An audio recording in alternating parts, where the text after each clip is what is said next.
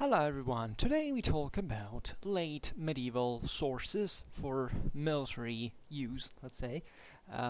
This is an important topic. We rarely talk about sources specifically. Even this video is not gonna be quite about certain specific, the analysis, let's say, better, certain specific sources. It's rather a list and general considerations on how these sources can be useful. And we're going to talk essentially about documentary sources. And this is really a universe, an ocean. There would be a lot to tell here. Maybe this video can just be useful as much as, by the way, and not as much in that sense, to the loads of bibliographies you can find freely online about medieval sources. There is surely for military, for medieval warfare, there is surely the one of Kelly de Vries, was very good. But today maybe we add a little bit of idea of what the practical use can be, maybe, and just knowing where these sources came from the thinking from the same military culture of those times.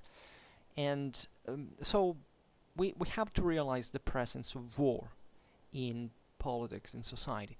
At all times, and not just in the Middle Ages, but today. It's always been like that. It cannot be different from that. That's why we make an entire von Clausewitz von Kriege series, in the case you didn't notice. But this is very important to acknowledge in a world that tends to see war, especially from, I don't know, not necessarily a Western point of view. I don't want always to, even if as a Westerner I could simply say that without hypocrisy, but I also care about the fact that also in other cultures, in other civilizations, the idea of war has been naturally transmutated, narrated, in fact, in ways that maybe are, in fact, not quite objective. This is quite evident. Look at other in the West, we acknowledge what war is in the first place. The main problem, I think, we have is its cultural interpretation, whereas there are countries in the world for which war is just like still an epos, right, of the country that is super special and cool, that defeats the other enemies, and we're the strongest, and yeah, that's definitely wars. And I'm happy to talk from the position I have in this regard, from where I'm from, but that's in fact not even a base from which you can have a reasonable conversation. You should give for granted a lot of other things that at this point do not have just to do with war in itself, but with a democratic culture, etc. But this is very important to bear in mind at all times, because indeed military studies in certain countries of the West, but also I think in general in the whole Western world, have been, especially after World War II, as you probably know and realize also the reasons why, kind of approached with a bit of detachment in general, of need of justifying why it was done, because interest towards military history sometimes was equated, politically speaking, and unfortunately universities have never been, unfortunately or fortunately, who knows, never been apolitical in this regard, to nationalist, but not wars interests.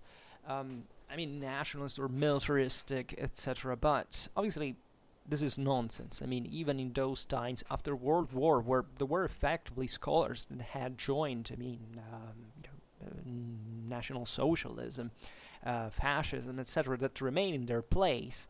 Well, that could constitute a bit of wondering what were the interests of these people. But even in there, these were people who had studied a lot, who had actually known a lot of things that had not to do with those ideologies, and that had even contributed soundly and contribute still today as a base of those generations to studies. And we can't go far back to that.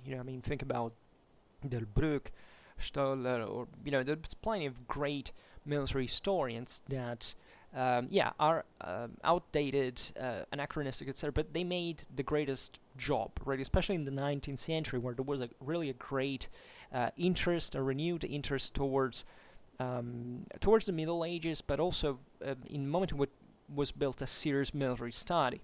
around it, and that in a certain sense gave birth to the tradition that we still follow in this regard today, because those are the texts of reference anyway.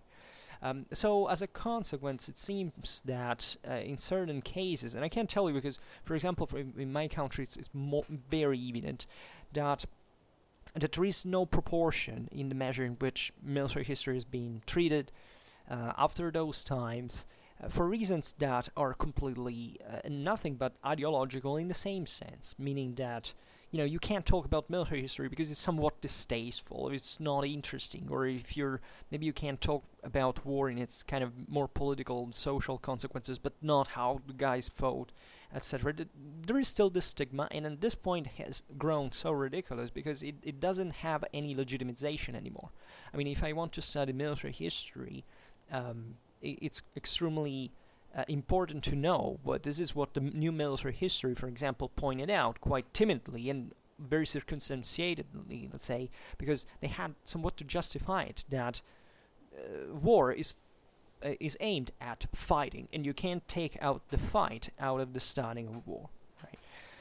And this is what I'm very optimistic about for the future in some ways, maybe not entirely. But I mean, the idea that we can have finally a serious talk with an interdisciplinary approach about a lot of aspects of warfare that we have misunderstood also for other reasons, much of which I actually discuss on Schwerpunkt all the time. As you know, I never touch the political button because I think it's somewhat dangerous and people can and will misinterpret all the time, thinking something and it's very opposite. But talking especially about instead something that is also probably deeper in our Western world especially, which is the modernistic and technologistic prejudice for which war is not about effectively moral resources like von Clausewitz thought. It's not about men fighting. It's really about what kind of weapon they used, or how technically some armies were organized on paper, right? And there is also this over-reliance, in my opinion, on the archive, when we actually have lots of disciplines that can be summed up by anthropology, but basically in our field of human psyche and social studies, etc. It can tell us an astonishing lot about what concretely warfare is today, but also has been in the past, that I think we were starting to approach now, probably not in the best of ways, because they're quite very episodic or maybe limited, however, fields of interests. A lot of this interest has sparked, for example, from HEMA, that in this regard is extremely useful, at the same time is relatively confined to certain dimensions, to certain numbers, etc. It has started in part even from, entertainment. It can be even the cinema, right? This idea of finally trying to represent something that is militarily logical, and obviously it can never be realistic, it can never be simulative, but at least it's not the worst, in form of imagination, even though at that point we have to realize that, at least for me, and this is an advice I always give when you watch a movie, and never be like the guy who says, this is so historically wrong. Enjoy what it is from an artistical point of view, then historical accuracy comes later. It's not even the problem there. Naturally, the question, though, that I also pose myself, if you spend millions just to realize a movie, why don't you pay maybe a single historian that can tell you not to make some basic mistakes in representing something? But seemingly that is not interesting to me. I hope so much.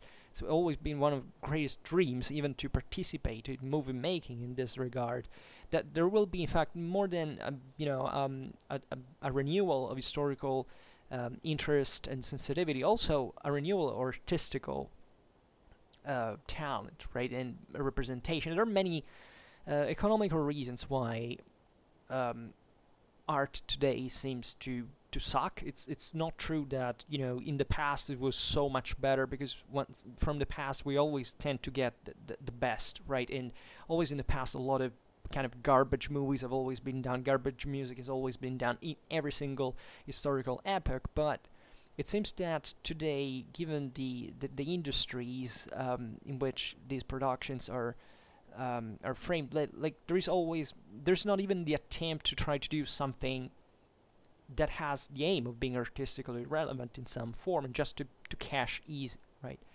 But this is wholly another topic. Yet, I think that the main problem in general is also observable in those, in those who were actually interested in history. We even know, we have an historical education, and still kind of stick to the, I would say, traditional way that is not necessarily, a wrong one, but it's growing outdated in some form. And even in here, we have to understand what is outdated for real, what is, so what's the benefit of changing certain aspects, because changing and changing for the better are actually two different things. But at the same time, there seems to be, this is what I always say, a very wargamistic approach to warfare. Like, it seems that all the people who claim to be somewhat expert or reliable or authoritative in this field are very much attached to a wargamistic, positivistic, and mechanicistic abstraction of warfare, rather than going, in fact, in the sources, because that's where it all begins, and trying to analyze them correctly.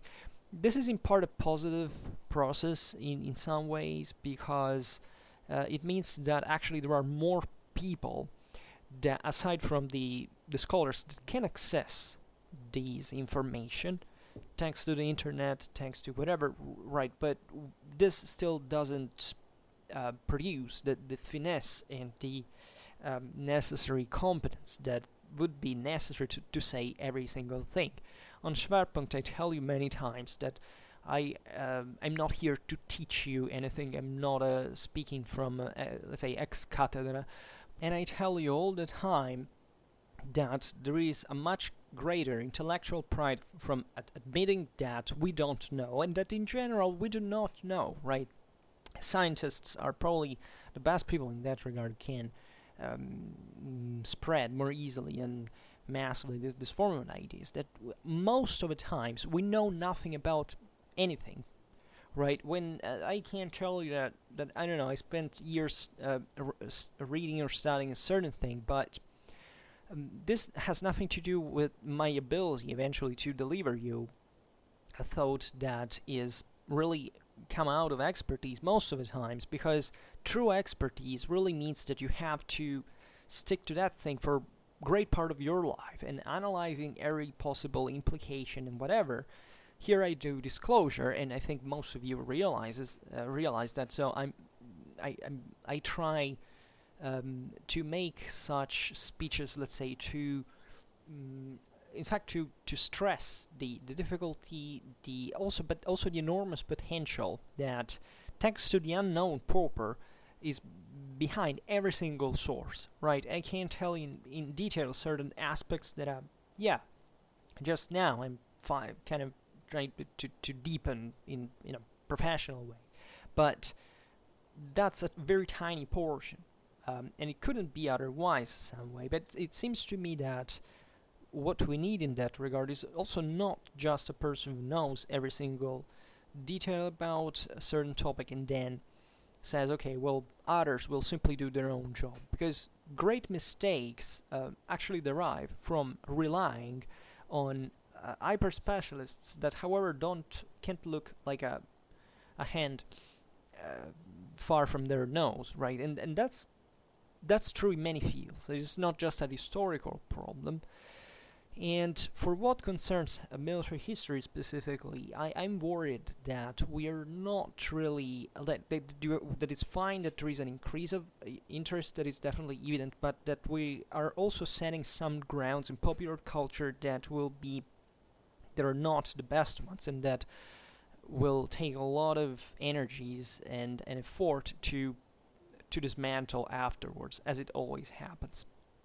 I began with a political note, and I will conclude with the introduction with this, meaning that I really feel also for those people who believe that behind certain historical interests, I don't want to say strictly military one, because I don't think it is true, as a matter of fact, because I think that military historians are actually some of the most rational and anti-dogmatic thinkers we have throughout all society, not just in history, but really at a scientific level. But it is true that behind popular culture, behind certain interests, there are sometimes very ugly things, right? And I never talk about this openly in Schwerpunkt because I feel that this would be too much political, and I want to keep politics and the contingencies of political examples out of Schwerpunkt, because I don't think it's interesting. I don't think it sets actually a positive ground for further expansion. We should start really being without prejudice in the first place when discussing these topics. Otherwise we can't be taken seriously. And the reason being, in fact, that most of the people who discuss about certain topics seems to be doing that for kind of quite factional reasons. I use this term faction because I don't want to say it's because of whichever group you belong to, but it seems like that in popular culture, most people who approach especially military topic are doing it chiefly for kind of factional reasons, like this is my team and therefore that's the only thing that exists and it's the best thing that exists, and all I have to do is to relentlessly make this effort to make propaganda about it, so that I can feel better about myself, to belonging to that group, even though individually I'm an unaccomplished individual and I can't in fact boast anything, right? And this is most of the times what happens. All this identitarism is disgusting, in my opinion. I don't understand where it comes from. I don't understand every person who has even a minimal historical education can reason in many terms.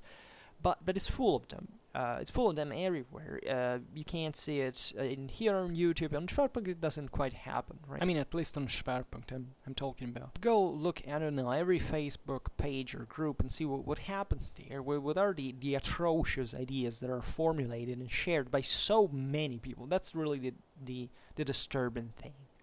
And I don't want to be more specific, not because I don't, I'm a harsh critic of extreme right wing, of extreme left wing. I don't like any identitarist stand of any kind. Like, if you need to stick to a group to feel yourself, you're special, you're individually inferior, and that's the truth. That when we talk with these people, you realize they're culturally inferior. They simply don't know anything. Most of the times what they wish they told, and that's why they substituted with conspiracy theories, because the conspiracy theory takes you away the burden of confrontating with reality, and that's what every fool can do, and that's hopefully what we don't want to be in the future, right? And always bearing in mind that we always make the same mistake though, right? We can identify a form of extremism, but in a way or another we are either part of that one or its opposite, and that's why we have to be able to work on ourselves and to balance at a point we can't be as neutral as possible, let's say as objective as possible. Being neutral is also another matter. It's important to take a stand against these things. So not neutral, maybe it's not the correct word in this context, but let's say trying to be objective, because that's effectively the way that delivers you from most problems. And it's hopeful that we will continue like that.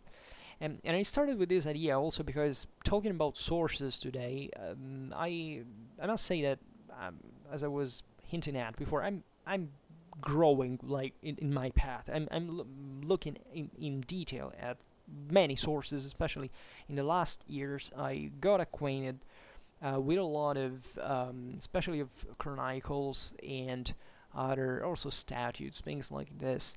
And talking about low medieval warfare, we have to, first of all, to begin by realizing that, let's say, from the last years of the 13th and in a growing measure up to the end of the 15th century, so the Middle Ages and beyond, naturally, because this progresses on.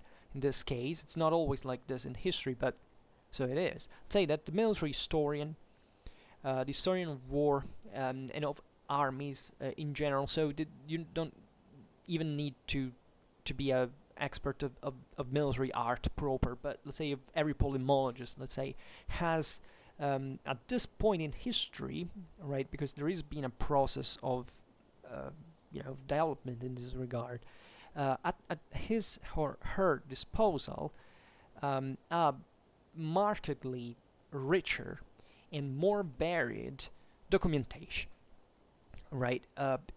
Middle Ages by themselves produced an enormous amount of sources of that. I think that we have to take it, if we take them quantitatively, still largely have still to be studied, in the sense that, of course, the major works, the historiography usually has always been there, has always been a point of reference, but there are certain archives that need still to be explored. There is a lot to know. There's still a lot of work to do. We're still improving, but we're arrived at the point at which we have realized now the extreme wealth and privilege that we have now in disposing of this material, right? Much of this is also starting, fortunately, to be digitalized en masse, let's say, so this is solving a lot of problems and exposing people to this information so that they actually see what we're talking about when we discuss history. Yet we have to be aware, naturally, that this availability of information is not uniformly distributed in space, and this naturally, in time, of course, because there is a general gradual progress. I mean, if you take medieval Europe, and I think any other area in the world, that by that point, considering the level of development of and also the same contact with other more advanced civilizations, has produced this continuous increase in documentation, and you can really spot that, especially if, like me, you concentrate, you focus on the end of the 13th and the first half of the 14th century. You can see how brutal that the transformation is. Beyond that, I think you start even losing track of how much there is. Yet probably the best century to study in the Middle Ages in terms of the economy of research, in terms of availability of sources and the actual meaning that you can come from them, is the 13th century. Really, that's probably an optimum. Before that, it seems like a primitive world where you get very few information that are difficult to also to a certain and to compare with others, because there is not much more, right, comparing. But from the 14th century especially, you start having really a lot, and you can see, though, that this progress from which generation after generation, it's strange, because you even wonder why there is ever more here, why people whose grandparents, let's say, lived in that moment in which a few sources were produced, now we're started producing so many sources. And as we've seen in many videos on medieval society, and that this 14th century is a moment of crisis, you would think there would be kind of a regression, maybe from the mid 14th century. It was not like that. Medieval civilization kept producing an enormous amount of sources. There were significant changes in the middle. In fact, I sincerely believe that the end of the 13th and the beginning of the 14th century are probably some of the most dramatically fascinating times in the Middle Ages, exactly because we still can read that big medieval civilization that was shattered and redimensioned in some way afterwards, especially after the Black Death. And after that, the culture becomes increasingly more elitary. There is humanism, there is the Renaissance, but at the same time, sources of any kind keep increasing dramatically. So what does this mean practically for the historian? Well, basically, this availability allows you to answer a greater number of questions, even and also, let's say, at least for some regions and certain privileged problems, let's say, to reach to results of quantitative order. What does this really mean? Well, this means really a lot. It's very important because you see, when you look at previous centuries, you can have this narrative sources. It can be very elaborated, very insightful, very informed in their way, but at the same time you have no way to confrontate what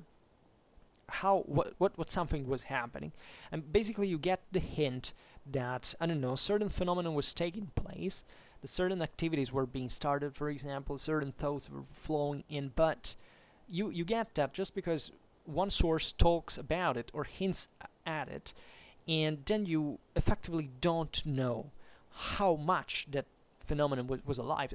Hell, we don't even know how many people actually lived at that time precisely. The estimates vary in the size of millions, even tens of millions, and you can imagine there what this means practically. So that makes a great difference. We have to recognize, as we were saying at the beginning, that we don't know much about those worlds. From the end of the 13th century, especially in certain areas of Europe, you start having really a lot of data that allow you not only that certain things were taking place, but measuring the dimension of it.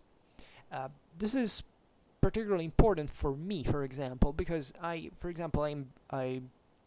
wrote one part of my current work that is exactly dedicated to this, is realizing, for example, how many troops participated regularly in military expeditions without, starting to dispose for that period of a continuous series of data that can be naturally incorrect, can be unreliable in some measure, but that when you confront with each other, you start realizing they're actually very, very coherent, because many different sources basically say more or less essentially the same thing, right? And that's what gives really to the historical inquiry and achievement a specific weight, because you're saying, yes, okay, we can't be fully sure, but we see that an entire region has produced this enormous amount of information, and from that we can effectively carve a quantity. We can't say here this campaign, whichever the margin of mistake that the set of sources actually have by themselves, but if you interpol them with each other, you will get that that's more or less what an army size was at that point. And not only because maybe the year after you have another information like that, and the year after too. So you can start tracking very interesting things that by the 12th century you couldn't do. Because by the 12th century you had to realize the scattered accounts that had pretty wildly varying scales of dimensions, sometimes depending, even in there, of course, on the let's say background, the story with cultural background of the source of whatever. But that's the historians usually guess about, right? And with a very large margin of personally of subjective interpretation, it can be also be very good, right? There is an enormous problem, for example, how big were armies at that point? Do you know how much has been written, for example, about the size of Carolingian armies? There have been oceans of ink spilled just to discuss that, and we still don't know, right? Well, by the 14th century you can start doing this, and this is very important because it can also tell you much about what the before had been, because it's not really a change, for example, in the size of armies that brought to this, at least not necessarily. Probably was also like that, but it was rather also, in a sense, the way we can see that these things had gone on for quite a long time, because, hey, there wasn't such a great, I don't know, technological change at that point that transformed everything from a day to another. You can, by approximation, say things like, well, yeah, by the 14th century, especially, I don't know, a guy writing at the end of the 13th, well, probably at the beginning of the 13th, it wasn't that different from that point. And you have naturally to realize that there are always differences, and of course that there were enormous differences at all times, even from one year to another, depending on the importance that you want to give to that variation.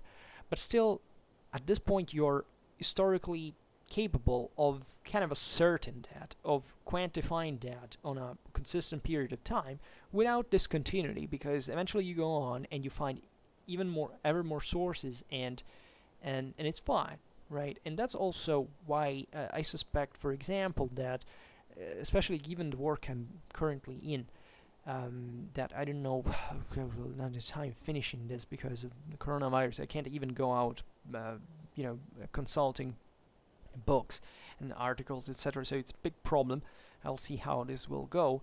But the point is that meticulous researches about these numbers are probably overlooked, deeply overlooked. I mean, maybe there is a great scholar, I don't know, from the mid-20th century that has done that, and everybody quotes and references to that, but maybe it happened just for one power, from one princedom, from one commune, and what about all the others that were there? And what about the fact that we can confrontate them, right? And that's why I don't like hyper-specialization that doesn't look around itself, because this has become really mainstream, and quite worryingly so, to do tiny bits at a time. Sometimes history actually needs to make big chunks at a time, because if you don't do that, you lose all a dimension of the problem, that if you remain into the tiny niche, you can't really be aware of. That's also a very serious problem. We made a video about that which was like a week ago, which was titled here, Authority in History Scattered Thoughts. That's quite interesting, because at least for me, I had the chance to make clarity concerning certain apparently exoteric things I say that eventually I never explained. So I think you rightfully need clarity sometimes, and I'm rarely capable of doing so. But anyway, I hope that all these digressions are the most useful part of this all, because I could simply list you a series of sources, as we'll see now, and tell you, well, go read them. And that's what you should do effectively if you really want to understand anything. But you probably wouldn't do that on average if you didn't know what's the meaning of them before. Like, I didn't know, and also this kind of sources, I mean, I haven't read them all actually, and not even a tiny part of them, to be honest.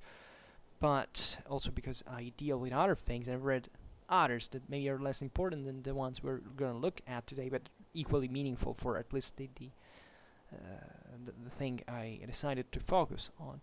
So there is a lot of entrepreneurial attitude you must have towards history if you really want to make a difference in it. Right, the best thing, according to me, for a historian is simply to start studying history on his or her own.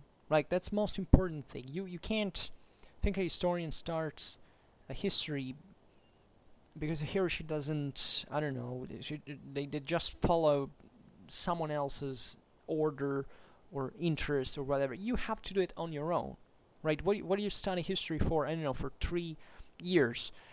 Well, you may want to have a degree, even another 5 years, but then stopping that. It doesn't make sense. You have to go on necessarily, because otherwise there are more useful degrees, objectively, on the market, even socially speaking. History requires a sort of devotion of some form that has also to make you sacrifice other things, right? That's very important, and that's a cost that historians do pay generally, right? Historians are kind of benevolently accepted, socially speaking. There is a high degree of appreciation socially towards historians, but at the end of the day, their work is kind of rough, and I think we are somewhat confused of what we do at the end of the day, like, because it all starts from personal interest when we really like what we are doing, and we achieve the best results in that regard. This also is another matter. But the quantitative dimension here, very, very important. From the low Middle Ages onwards, you can start doing things that for previous centuries you couldn't even dream of. And many people, I must say, concentrate also where it's easier to fish, let's say. Not many people like to study the 14th century, I suspect. In general, I think that the most thorough historical researches in medieval times are carried out towards the end, like generally the 15th century, and there is a reason for that. It's because there are more documentary sources in archives that were basically created at the time, in the sense that there was a way to order these sources, to produce them serially with a certain degree of uniformity, so it's kind of easier to access some of those sources, while, I don't know, at the beginning of the 14th century, this was just timidly beginning to happen in some form. So it's way easier to study, I don't know, the Bandet d'Ordonnance of Charles the Bold of Burgundy, or the Italian Condotte, or whichever, military aspect, I don't know, the French army, or because those are kind of the best documented contexts, right? And that's easier to do it for the second half of the 15th century. This is really important, also historiographically speaking, to see how many scholars have been discouraged also from studying certain contexts, because they were not much because they weren't well documented, but because the documentation was disorderly and it required a general knowledge of the whole kind of historiographical context of the time, which is very difficult, especially if you don't know languages, as we will see now. For example, vernacular languages start to be a thing at this point. Well, if you don't know, Flemish vernacular of the 15th century, well, it kind of becomes difficult to study that because you don't understand it, and you need a certain specific linguistical and philological education not all historians have.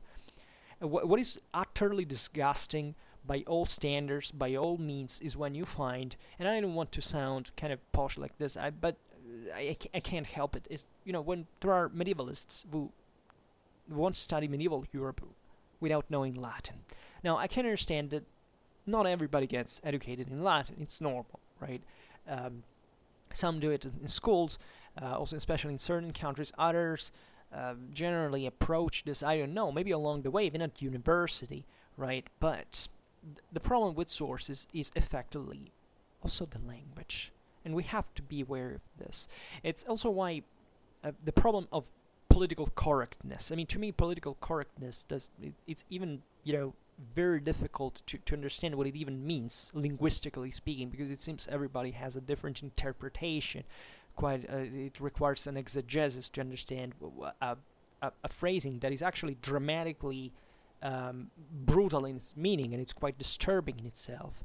Because if I know only a bunch of languages and I want to study a certain historical context, and you ask me just to fit in other perspectives or other peoples that I don't know the culture of, I don't know the language of, how can I study them well? How can I render a good service to them? This is a great problem, and it starts becoming a problem, especially when we realize that we do need an increasing amount of comparative studies. I mean, especially when you study war, you have to understand that many times who fought each other came from different cultural backgrounds, and it's difficult to be educated in those backgrounds, but at the same time, you must know that, because otherwise you can't understand that particular context. But requiring someone to fit in other elements that objectively are in the way historiography has proceeded hasn't quite seen the economy of doing that, because of course certain other contexts can be kind of more far external in certain phases. Well, it starts becoming difficult. But there are also many disasters coming out of this, meaning that there are pretty Like, there are different fields of interests that you can see here on YouTube. I don't know, the history of Eastern Europe. I don't know, it seems there are certain areas in the European Middle Ages that in the West narrowly meant do not seem to be very well received, or let's say that seemingly there's no interest, there is no awareness of. And the same goes between North and Southern Europe. It seems that culturally speaking, we're separating increasingly, as if the Middle Ages weren't basically transversal to those, and yet these are problems we have to acknowledge. And if you don't know Latin, how can you study basically anything that happened in Europe in the first place during the Middle Ages? Like, I mean, seriously. I was shocked to see that there were a substantial amount of PhD students in quite advanced also European countries today study medieval history that do not study Latin. They do not know it, that theoretically they should, right? Theoretically they have to fake that they maybe understand it, but they don't. And how can you do anything about that? Right, because there is no, you can't even say, oh well, but maybe in that place, in the, still before Christianization, they didn't write in Latin. Well, yes, and that's exactly why you need to read what they were writing in Latin about those peoples at the time.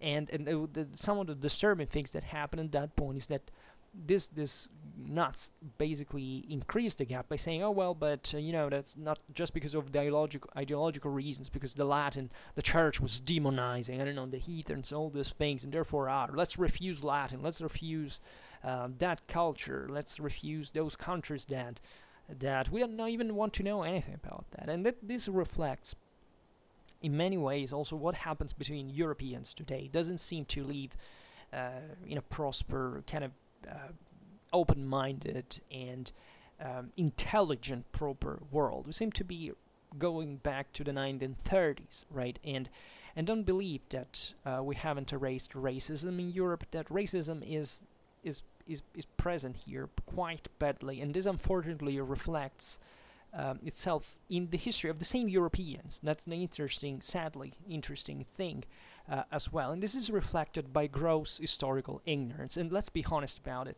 The West is the best place in the world. There is no doubt, there is no objective doubt about it of any sort. But as Westerners, we're grossly unschooled imbeciles, and we have to be perfectly aware of this. We know nothing about our own history, and I mean literally nothing. There's not even a minimal attempt to understand our own history. Nobody else in the world does either. In the rest of the world, it's fantasy. But here, talking about West, not Europe specifically, but it encompasses Europe definitely. It's an enormous problem, because we can't face. It's not the usual phrase, we can't face the future because we don't know our history, as if history was simply a necessary tool to actually to be weaponized to build certain ideologies, because this is normally where usually that rhetoric comes from. The point of knowing your own history is the one of effectively dimensioning. That's the importance of the quantity of certain things, of what effectively made the difference in the past, what didn't, which is a different thing from saying, okay, we should resort to this just for identity reasons, or because we have to demonize certain political sizes. Every time you hear these things, like normally those people who say that we have to study history because otherwise we will keep repeating the same mistakes. I don't know for you, but I don't think that historically a same mistake has ever been repeated once. Everything is new, and in the moment in which you sclerotize yourself in this childish beliefs that everything repeats itself, you basically give up the necessity of understanding history, because everything has already happened. So let's just know there's a bunch of 2 or 3 things that repeat over and over again, so we're fine with that. That's not knowing history. Knowing history means you have to spend entire years of your life buried in your home studying, which doesn't mean reading a bunch of stuff and, wasting the rest of the time on Facebook. It means really you have to translate, you have to study, you have to widen, you have to research, you have to find updated bibliography, articles. That's what it means effectively to study history. And we will need this at one point. The technology will force us to do that. Technology will force us to specialize intellectually. There is also it's a double-edged sword in this sense, because we also need a practical education, but we have to make things work at higher levels than the ones that we are used to. Because let's be totally honest, as Westerners, we don't know anything about our own history, literally anything. On average, at a popular level, the historical awareness of our world is utterly disgusting, and the only way most of the times history is recovered is just to be weaponized ideologically and politically, and there is nothing else there. There is no true love for history. There is no true care, no true knowledge whatsoever. It's all about a matter of football teams, nothing else. History goes far beyond that. But I'm sorry I go on with this, but you may find boring, and I realize that, but I really care about it, because there is not a worse society than the one that thinks that problems are over. If anything, if there is progress, we will always face greater problems. And just getting rid of historical education after school or those few years of university is just bogus. But so, what does the superiority of the sources of the Low Middle Ages really starts like? Well, for example, in the previous centuries, between the 12th and the 13th, effectively, the literary field can be tricky, because, for example, the chansons de geste show us on the practice of war and on the ethos of the fights, essentially what the romances of chivalry and novels and farces and chronicles of previous time basically tell, right?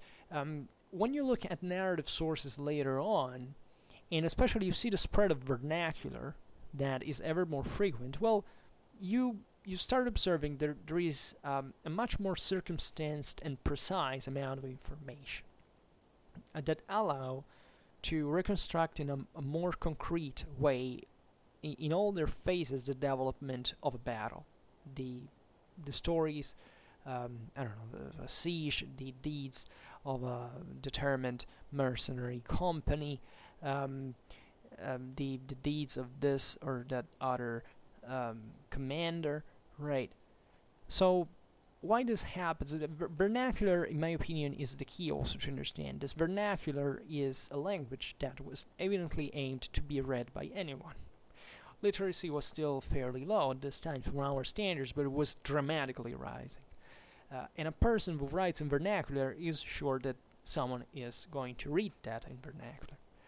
Even if it's just sometimes for oral, for common reading, like if it was just one person actually literate and the others listening to him while reading a source. But it's not that simple objectively, and the vernacular contains in itself also this kind of practical side of the story that naturally detaches itself from the style of the Latin literature that always corresponded to certain classical models of sorts that sometimes were dramatically well adapted to the reality of this time, right? There are certain chronicles starting being written in pre-humanistic Latin at this time to tell, an enormous amount of information, of details, of precise and well put. I mean, there is a logic. Also, grammar education is quite meaningful because it entailed also certain knowledge of rhetoric, of dialectic. So, in order to tell a story, well, it makes a lot of difference if it's just a chronicle that, says, this year happened this year happened that, and another one that actually tells you a very elaborated story in detail about things that, in certain contexts especially, that are not just a big kingdom, right, and the great deeds of that specific king in an all kind of a pompous and idealized way. We're talking really from the 14th century onwards of a level of awareness, even of the same authors, because this is what you have always to bear in mind. There is this, in half of the West, there is this disgusting prejudice towards chronicles, right? And I understand it, because in that half of the West, normally, chronicles sucked at the time, and they realized that. There are also other reasons, the fact that certain countries have kind of an adoration for scholars, so that historiography comes before the source in order of importance, which is very bad, right? Other areas of Europe produced chronicler literature that is literally the single most advanced historiography that existed at that time, easily in the world, because there wasn't anyone like, let's be honest, the rest of the world didn't have Thucydides, didn't have Xenophon. We did write things that were well in our story, and specifically in those countries that were especially richer, more advanced, more literate, and there is naturally a greater development of, especially of chronicles, of these sources that are extremely precious, and sometimes the very base of what the history of the time is for us. So from a military point of view, this is very important, because we start having literally the details of single operations. Just yesterday night, I was reading about certain examples I collected here and there for the beginning of the 14th century about how siege warfare was waged, and I'm not aware of anyone who has written what I spotted these sources were saying, because I checked the historiography before starting this work, and that's bad, because these sources were always there. It's not that I found them. These have always been there, but simply nobody cared about what was written in them, and from a military point of view, that is bad, right? And in order to know these things, you have to have a particular determination, but also familiarity with the sources. Sources have their own context. You must understand, first of all, what they write. You must understand fully what they write, not just getting the sense of it. You must be very careful, and you will always make a mistake anyway, right? But here maybe there is no time to explain it, but the sheer amount of information you can get about you can say really the mindset of these people, but in general, what was the aim of those sources, and why they were written in that way, what meaning something had for them or didn't, is sometimes a very sound and important historical datum.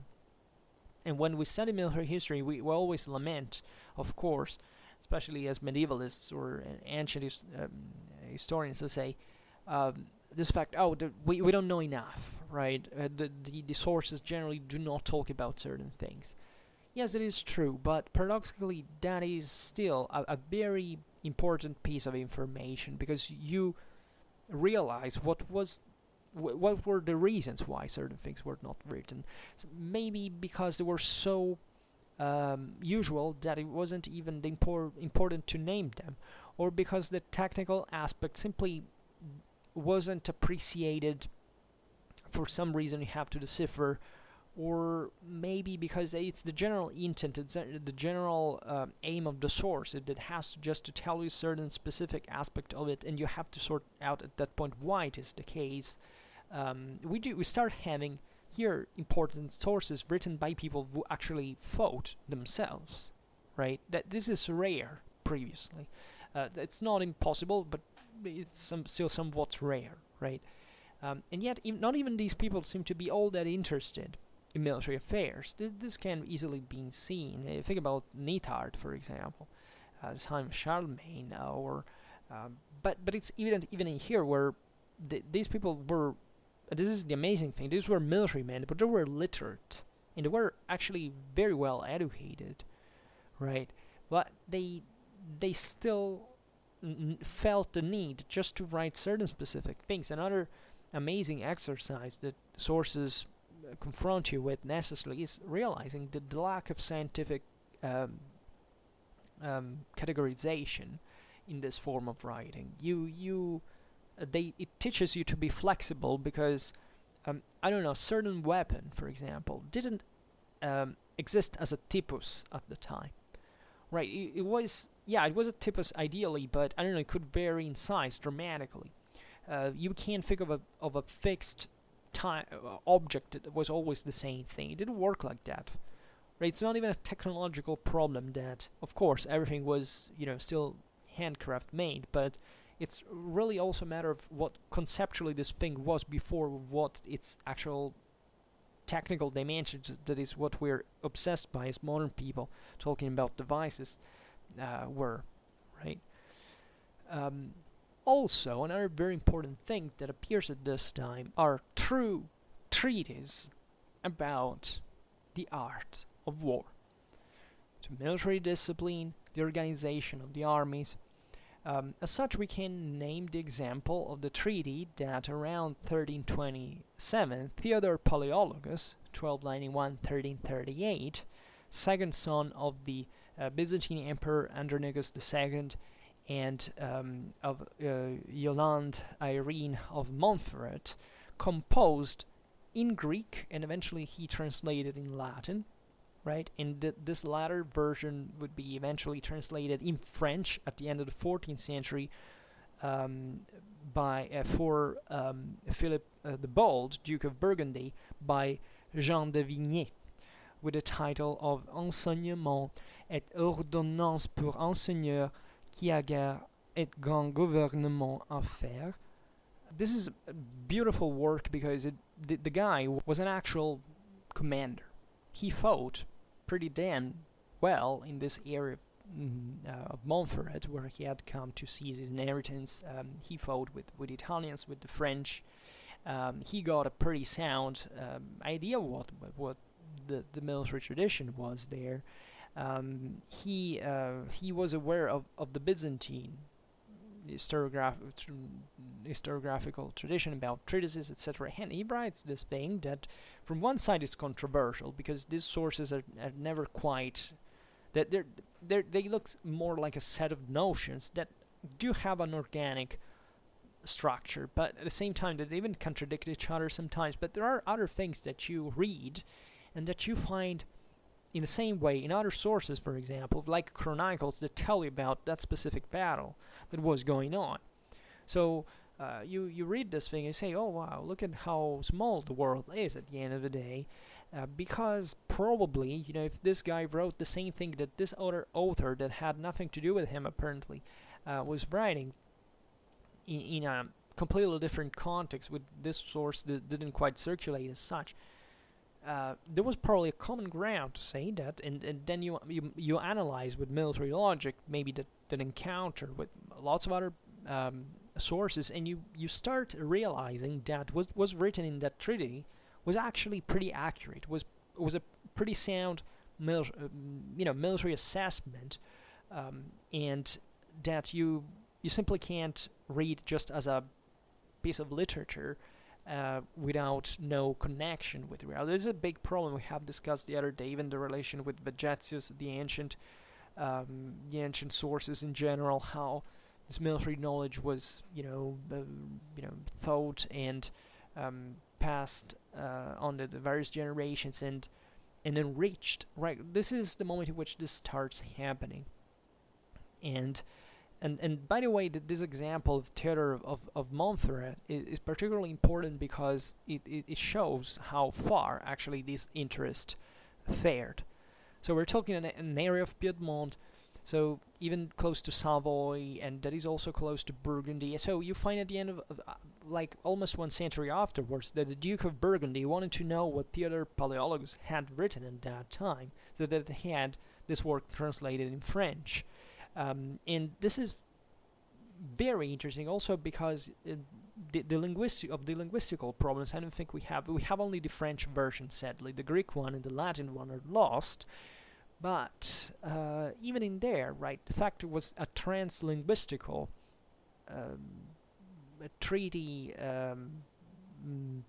thinking and making, right, let's express it in this way, is astonishingly fascinating in a moment in which, by the way, warfare was quite definitely international. Like these people, in fact, came from back, from Constantinople to northern Italy, from France to southern Italy, and all this crescent went stretched from the Channel to today's Turkey. Well, it was a world where a lot of military knowledge was definitely shared, and these men of war began to reflect on it at the same time, and it's fascinating to look. You see what the dangers of hyper specialization. It's maybe that this text would be studied just by a philologue. Like, we need philologues, we need linguists, etc. But it may as well happen that even a critical version, for example, of this treaty is written like by a person who doesn't maybe know about military history as such. Then you need the military historian to go look and read from French what this whole thing is about, and you need to have studied French, and you need to have studied Latin, and you have to know certain, right? This takes years and years, right? So it's not simple. You always have to take this into account, and just be aware in general that when you approach these topics for the first time, surely there is someone in every moment in general, there is someone who has known more than you, right? Not maybe excessively quantitatively on that specific topic, because maybe you can't surpass him at that point, but still that person knew something else that you don't know and that you should know. And it's very seducing in the beginning of saying, oh well, I have this datum point, that's what I will write the wolf critique on, right? No, because the richness of history is when you intersect so many other sources at the same time. That's when you start finding out things that others have not found out, and that's the real satisfaction. So, and sometimes it's just really about giving highlighting another aspect of the story. It's not really about flipping the meaning, the significance. It's really about getting a bit more realistic, maybe, about an aspect. Judgment is a very risky thing, as we have seen yesterday in yesterday's video, because it's always filtered, right? It's never sheer knowledge, and history, that's all it is. It's judgment. It's not sound evidence, right? Or it's even an evidence for sure, historically speaking, but not necessarily tied to the reality of the time. And that's the other big thing. You will always have to be able to reason throughout all these layers of sources and saying, well, yeah, okay, we have this treatise, but how effectively is this representative of I don't know, the local military tradition? You have to study the local military history, and always knowing that even in there the sources can write very different things from what you read. But there are many other. This was just an example, and I can tell you because I'm working not specifically on the treatise yet. Yeah, I have done it, but the one of Theodore of Paleologus. But he, it's really a fascinating example. I don't know how famous it is in general. I suspect in countries like France it's fairly famous. But it's I don't know what's the international reception of this work in general. There are other works that are a bit more stylized, let's say, but equally important. For example, the Arbre de Bataille, sort of manual of war law, which is largely inspired to the work of the Italian jurist Giovanni da Legnano, the De Bello de Represalis et de Duello, dated to 1360.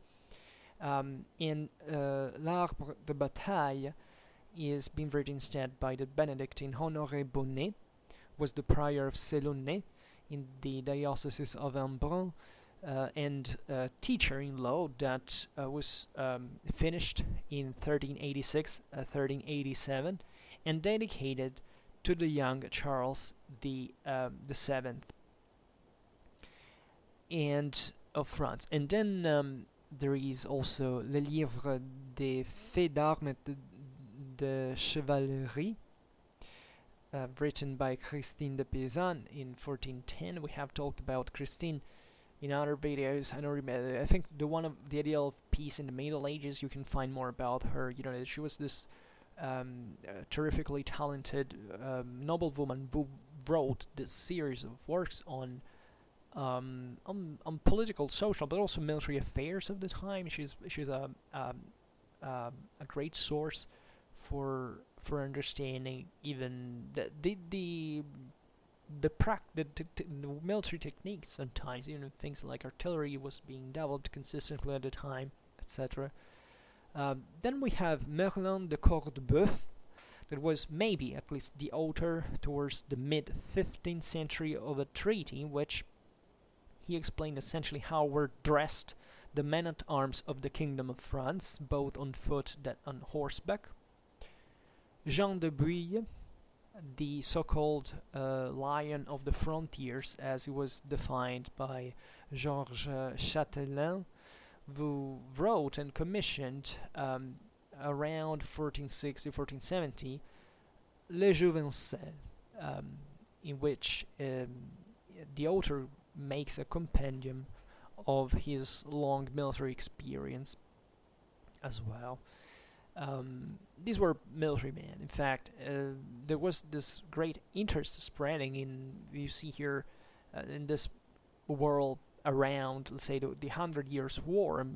This men-at-arms of high, sometimes high noblemen who were in the royal entourage were also, seriously committed in historical writing and in treatises, and in this military thinking was beginning to take place. It was very requested at the time in the courts, when the state properly was emerging from this national monarchies that felt the need of a systematization, let's say, of military knowledge that could be useful to apply in practice. Naturally, there is all a great problem that we have also analyzed when discussing this in von Clausewitz, of how the theory in here reflected the practice proper, and in part you have to know how to read these things, but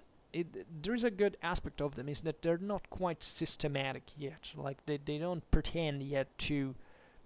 They're more along the old lines of the compendium of certain notions, general notions that were definitely faring towards a more systematic approach, but still telling many single details that are really meaningful at the time. At the beginning of the 15th century, there is Conrad Kieser, who described in his Bellis Fortes the military instruments, of his times, and he also presented certain new devices of his own invention. This is important because there was all a genre of works along this line,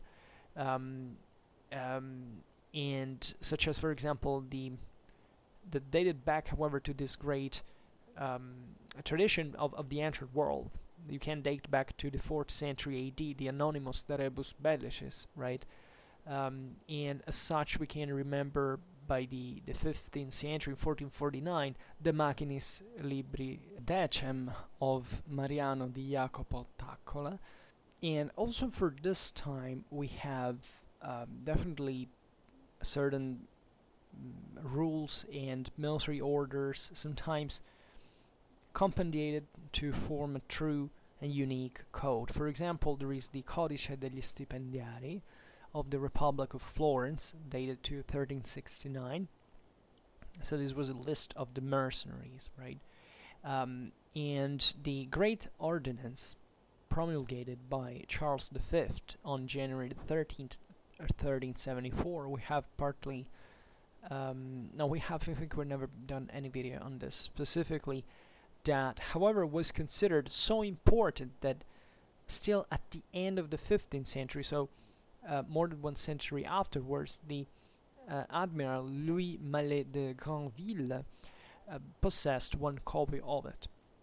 And then there are the famous military Ordinance of Charles the Bold that we have discussed instead in that video on the military organization of Charles the Bold's army. So if you we go fairly in depth with that, and especially in that video looking at the theory versus practice of warfare. These were kind of very theoretical, let's say, military organizations / deployments for battle. We know that there was such a great effort and reflection around the stuff, but that in battle, eventually, they used a completely different thing, at least in some cases.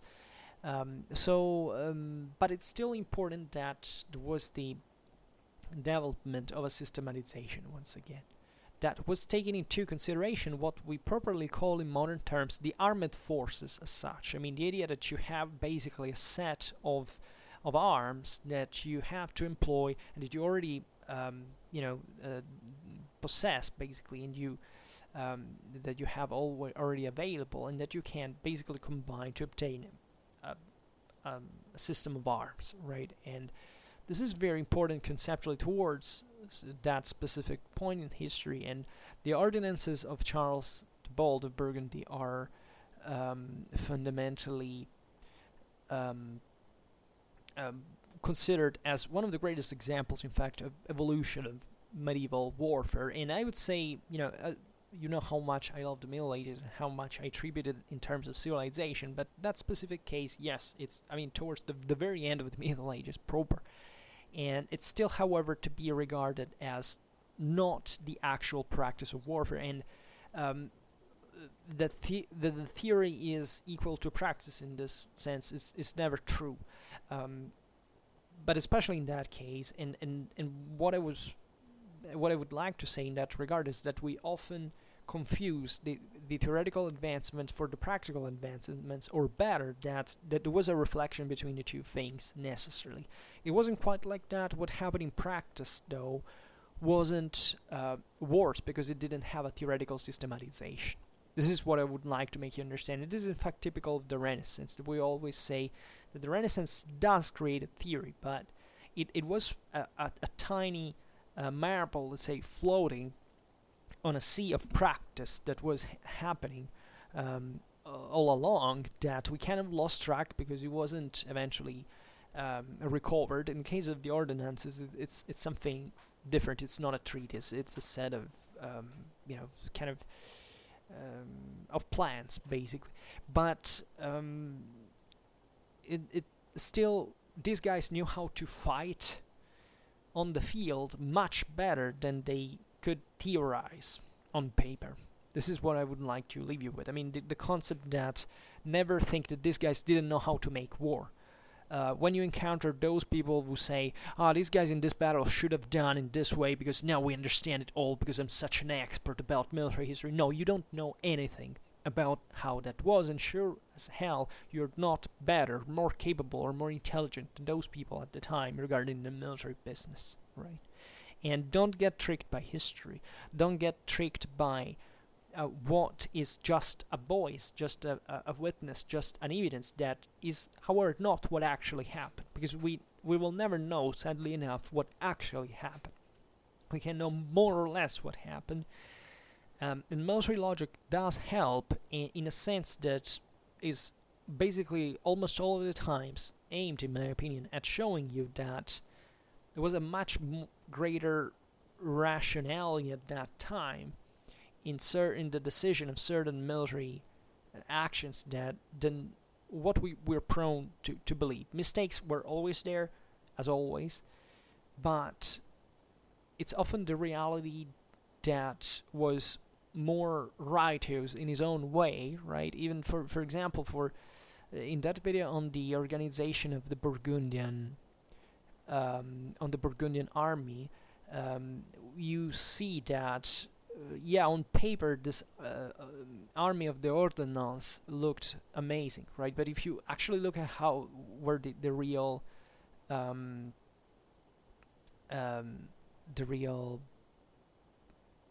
army that fought in that regard, well, they didn't have anything of what they were displaying on paper, and yet they used it in a still probably kind of very functional way, um, as far as we understand, because certain things do make sense, because in that military logic makes them have sense given that evidence. Probably the most important of the Ordonnance of Charles the Bold is the one promulgated at Saint Maximin of Trier in October 1470, an exemplar which was delivered to every captain, right, and united with the rod of command that definitely proves that, at least in part, however, there was naturally a connection between the battle plan of the Ordonnance and what had to be performed in battle of some sort. Wasn't always the same thing, rarely the same thing, but still there was a minimal link, and this may be a good exception, in fact. Although, once again, we usually know also very few about what was effectively enacted in battle. Then there is the isto. I think this is pronounced like this because it's kind of mixed between isto, ordonnance et coutume à tenir en laws, promulgated by Richard II at Durham on July the 17th, 1385, after the bon avisement et délibération of John, Duke of Lancaster, Seneschalk of England, and of Thomas, Count of Essex, and of Buckingham, Constable of England, and of Thomas de Montverbury, Count of Nottingham, Marshal of England. And there are the statutes and ordinance, here's I think in this English, to be kept in time of ver, right? Promulgated by Henry V in 1419, of which we have a version in Latin and one in English, interestingly enough, and naturally doesn't take to, this is the guy who obtained Azincourt, right? And this is interesting also, the term ver that is used here, that is actually a Germanic derived word that was used here also in French, in Italian, verra, that's in the Germanic, and this idea of a word that it's different from the Latin bellum that owns also a certain semantic substratum of sacrality, right? Something that is somewhat more ritualized.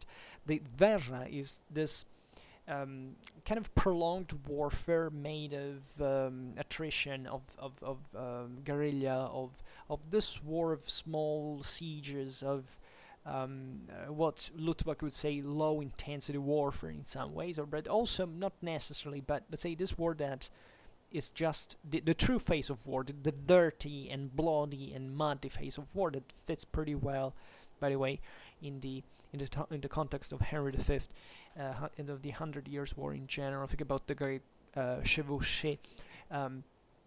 That I don't know now because I haven't read the source telling truth, but I think it's important because conceptually speaking, I don't know how eventually this name returns in the work, how much it influences the same structure, but it takes into consideration not an ideal warfare, but this concept of the ordinances to be kept in the time of war, this idea of a state of something that is going to be prolonged in time, is going to be pretty intense and bad as war can be, and not just the usual battle, the usual sterilized and idealized confrontation. But this is just a speculation of Then we have the military rule for the campaigns against the Hussites that was elaborated in the occasion of the Diet of Nuremberg between the 9th and the 10th of March 1431, of which we have a French translation of the time, and also several ordinances and instructions concerning the military forces put on the field by the Swiss cantons.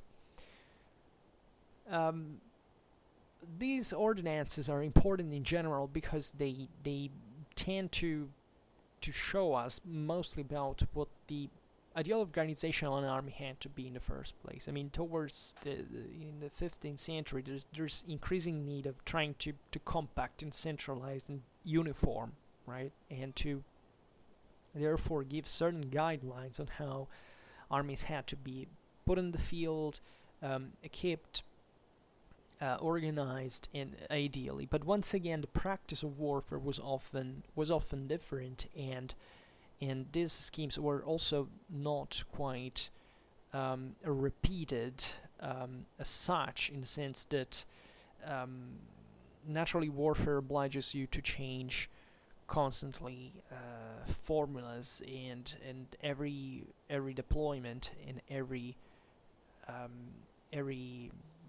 array is different by definition. So it's really more about the I can't say just administrative sources, but because those are also something slightly different, but at least certain guidelines to which you had to stick, ideally to know at least in which context you were framed, and what was the ideal picture in which you had to basically recompose them at some point. Also, we possess certain relations of experts, like the one addressed in 1436 by Guilbert de Lannoy to Philip the Good, or the one of Sir John Fastolf that was written the year before for the government of Henry VI. For Italy, we have the Governo et Esercizio della Milizia, which Orso degli Orsini, Duke of Ascoli and Count of Nola, wrote in 1447 by order of Alfonso I of Aragon, known as the Magnanimous, and also the Memoriali of Diome de Carafa, that was a loyal servant of the House of Aragon between 1478 and 1479. Then there is the small treaty on militia by Cheragino Chiericati that was dedicated to the Cardinal Orsini in 1471.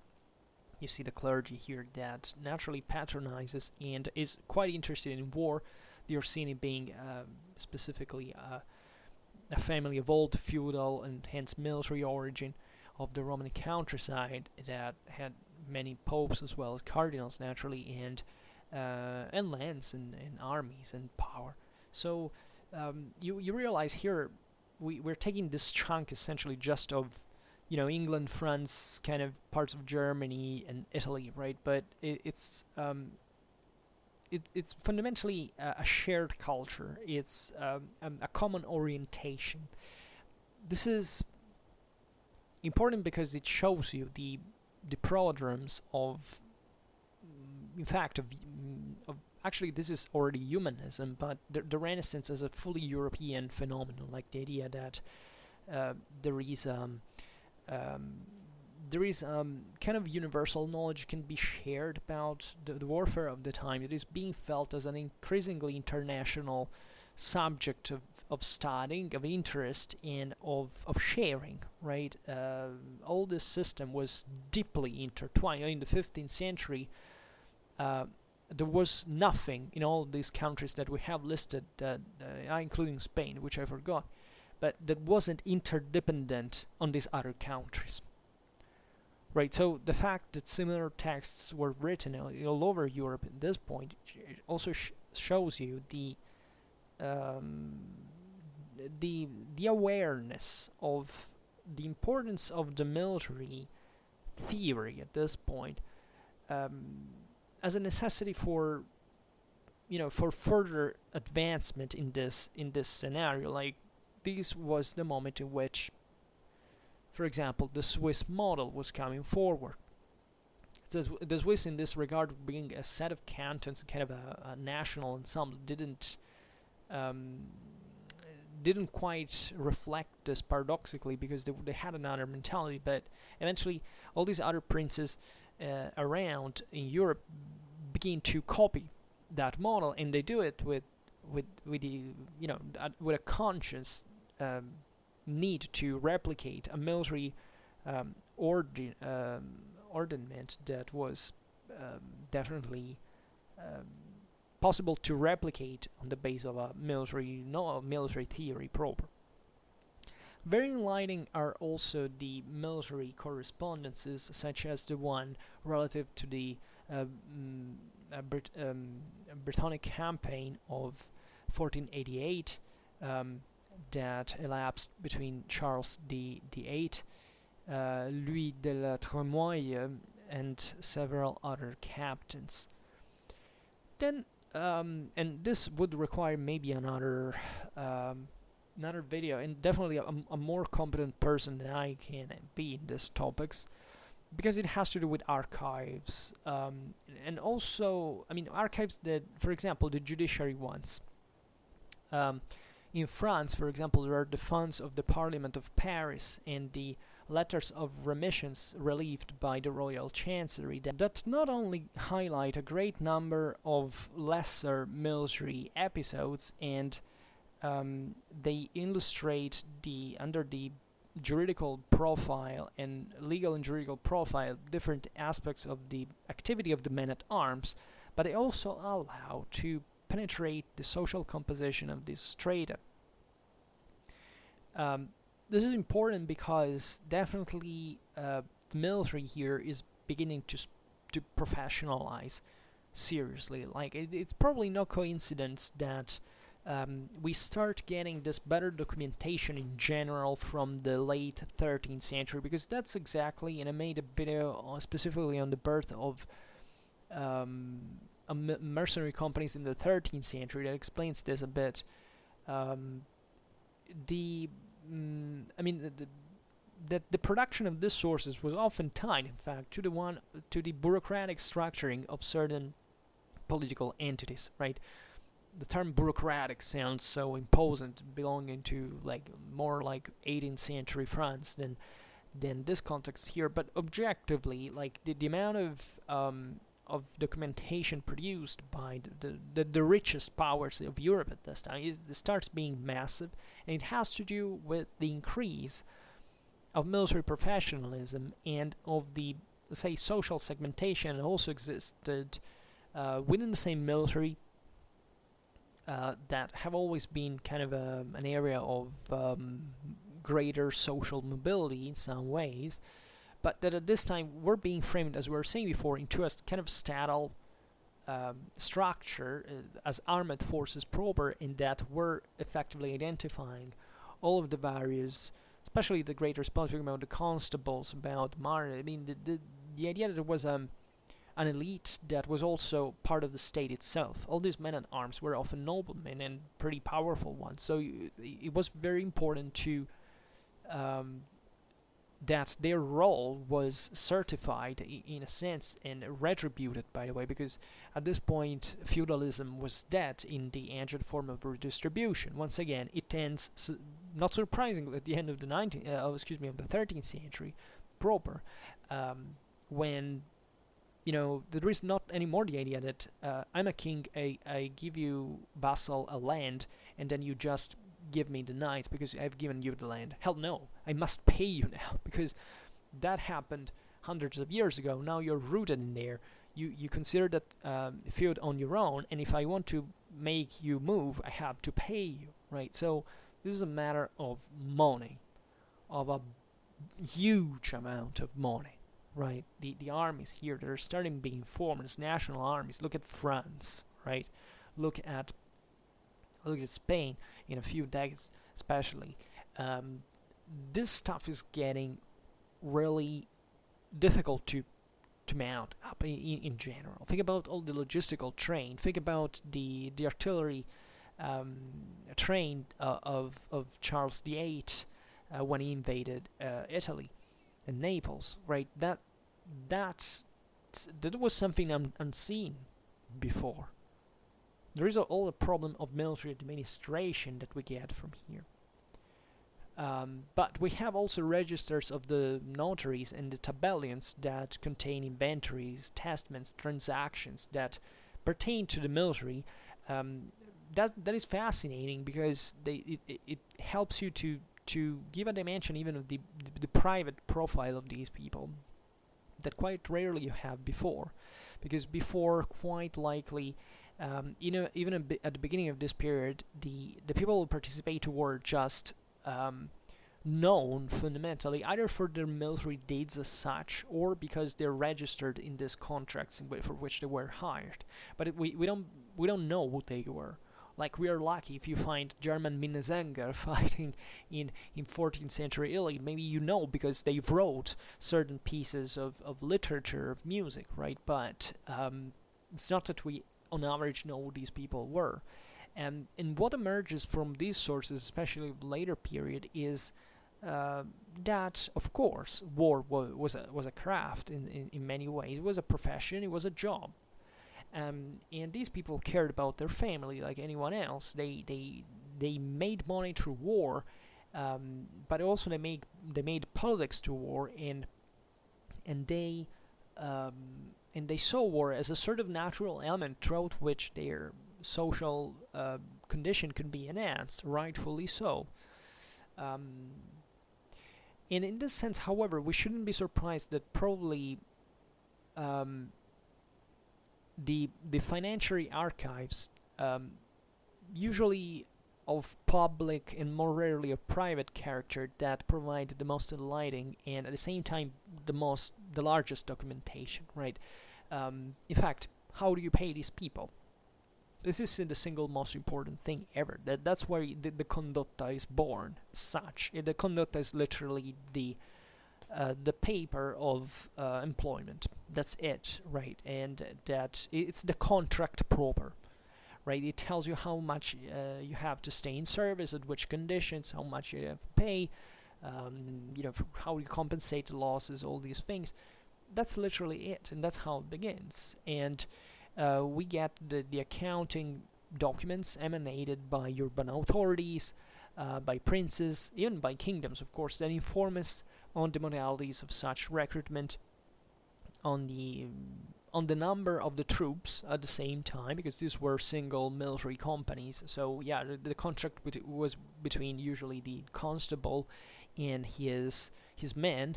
At the beginning of the period could be like 30 to 50 people, even, it varied wildly. More, on the long run, you look at the condottieri, you find entire armies here that are hired, and therefore the costs varied. We get, of course, more information about the condottieri proper, so the chiefs, but also about the more humble soldier, and we can see also a lot of matters concerning the problems of the equipment, right? The individual collective armament, the supplying system. So a lot of things that are especially pertaining to the later, really the late Middle Ages proper, right? The 15th century especially, but that have not to do just with the contract in itself, but in this regard show you so much on the political relations, the social background, the financial matters, like how the terms, things about jurisdiction. I mean, these troops were deployed now on certain territories that had under a specific domination, so there were pretty specific limits even to their action in theory, and then you can see there, or the political negotiation that effectively happened between these entities. like between state and mercenaries, that, as we know from the 14th century especially, was a problem. And so we can get a lot of information, not just about the technicality of war, but a lot of other things. And this is, however, important, because it's a bit what I was telling you about at the beginning, is that we often get... now, I can't explain you what's my relation with archives, because it's a very strained relation, to put it mildly, because as you have probably understood by now, I'm a great fan of narrative sources. And I know that this is not very popular as an attitude, but I have my convictions, and maybe one day we can take that into consideration more thoroughly. But I would say, you see, let's take a condotta contract. You read that, and what do you get? You get basically, yeah, all about this kind of broadly administrative, financiary aspect of the story. Like, yeah, you can be lucky about knowing how large this unit was, etc. But the problem is, what do you actually get about the whole, about warfare in general? Like, for example, from a tactical point of view. According to you, in the early 14th century, what's the best source for getting how people fought, actually, how battles went on, and how armies even were composed? They're actually all narrative sources, right? The contracts of mercenary hiring is definitely important, but it doesn't tell you. First of all, you have to be very lucky about finding one, because it's not that you enter in an archive and about the 14th century you immediately have this stuff. These are precious stuff. We have lost actually most of it. So if you were to reconstruct an army through condotta contracts, unless we're not talking about the big mercenary companies of later times, you're not going to be very lucky. And in general, you can see how effectively narrative sources are the only ones that tell you the whole picture. Like, they very often tell you what is that you really want to know, how many people they were, how the battle was fought, and that's it, right? The condotta contract can tell you, right, under this constable there were 30 knights. Okay, and then this was a battle maybe of, I don't know, 1,000 knights and 5,000 infantry.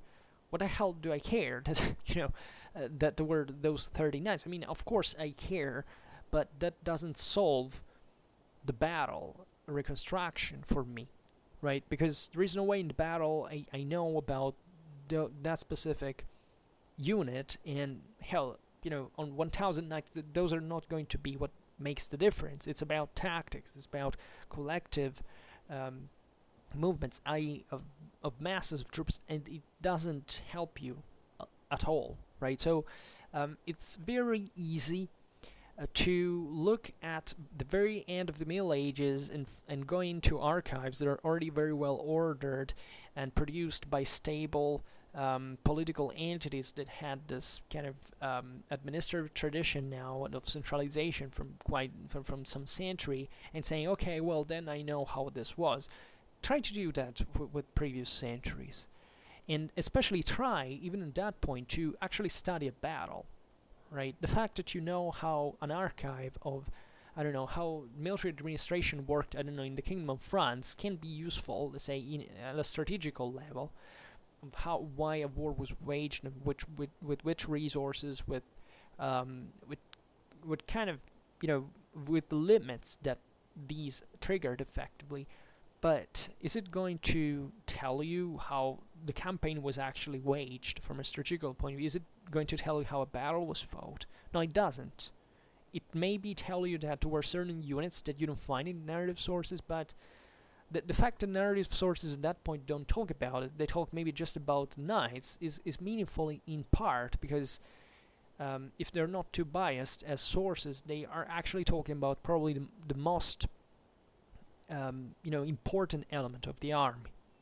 And in order to do that, and we are lucky because we have lots of chronicles. So unlike the archive that is only one, and the type of source is only one, and you may not even be lucky to have it in first place, the overwhelming majority of the time, it's only through, making this very intense and difficult comparison between all those narrative sources that you can often get some of the best insights about that military theater of operations.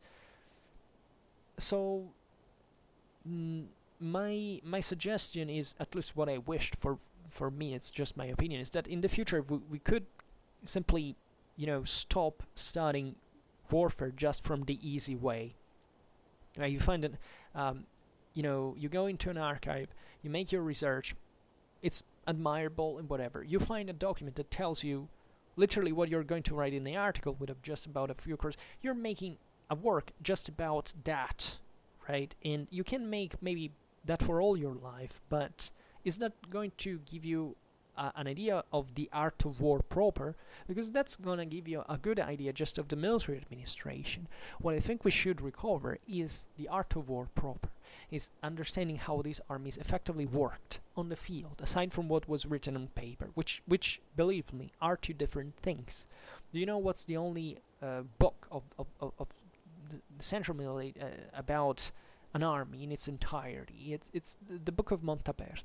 Basically, that's the only book in which there is actually a list of all the troops who participated into an army that we have, and it's only one, right? And it's incredible because this was an actual book, was kept by the Florentines when the CNAs kicked their ass back in 1260, and the CNAs brought this back home, and then when the Florentines at the end of the 15th century took essentially the Siena, they found this archive, and they took this book and wrote it on, and they preserved it. And basically, that's the only way we know how a medieval army was effectively composed by step, and organized more than else. But not even that book tells you how many things of that army worked practically on the field, and you can find an astonishing amount of evidence from instead narrative sources that talk about those things, not in detail either, but they at least address the problem as such on multiple occasions. And if you have the patience of looking at all these sources that are already published, they're already famous, right? But nobody seems to care very much about, you can find definitely an enormous lot, right?